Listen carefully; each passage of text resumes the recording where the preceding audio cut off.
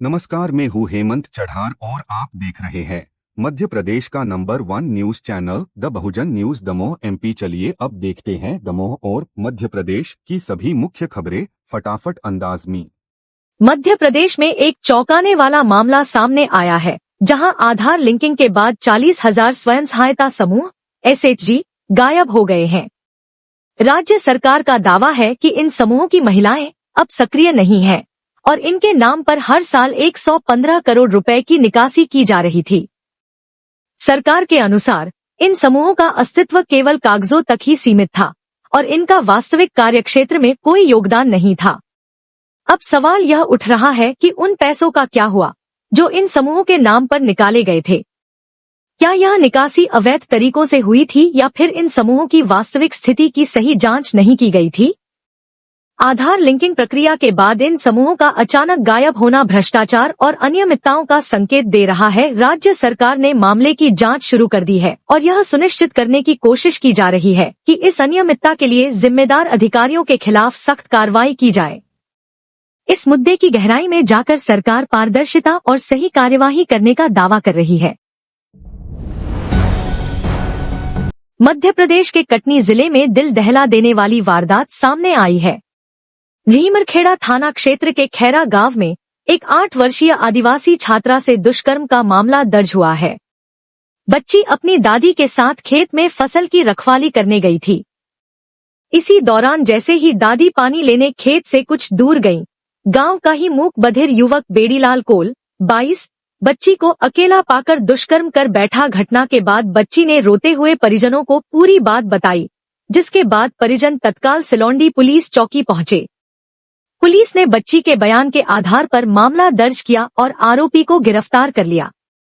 महिला थाना प्रभारी के निर्देशन में पॉक्सो एक्ट सहित IPC की गंभीर धाराओं में केस दर्ज किया गया है। पुलिस अधीक्षक अभिजीत कुमार रंजन ने बताया कि बच्ची का प्राथमिक उपचार करवाकर उसे घर भेज दिया गया है और उसकी हालत अब स्थिर है।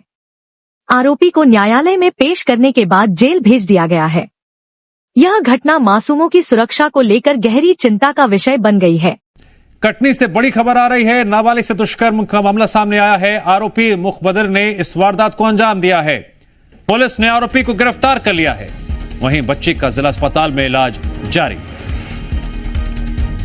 आरोपी मुखबदर ने नाबालिग के साथ दुष्कर्म किया और उसके बाद पुलिस ने कार्रवाई करते हुए आरोपी को गिरफ्तार कर लिया है।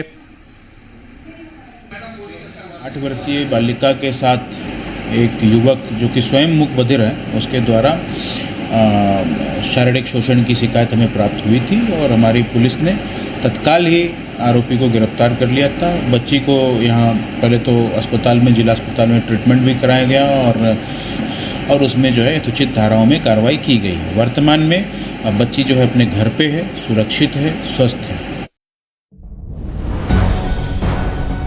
भोपाल सिविल सर्विस डे पर मध्य प्रदेश के 4 IAS अधिकारियों की योजनाओं की चर्चा पूरे देश में हो रही है। इनकी सोच ने न केवल प्रदेश को बल्कि भारत को भी नई गति दी है। इन अफसरों ने ऐसी योजनाओं पर काम किया जो समाज के हर वर्ग तक पहुंची।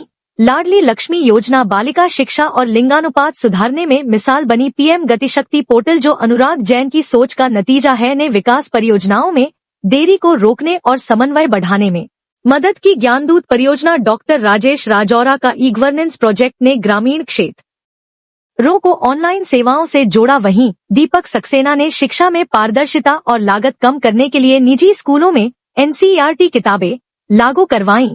इन नवाचारों से न केवल मध्य प्रदेश को फायदा हुआ बल्कि अन्य राज्यों ने भी इन्हें अपनाया। इन योजनाओं से साबित होता है कि प्रभावशाली प्रशासनिक निर्णय देश के विकास में कितने महत्वपूर्ण हो सकते हैं।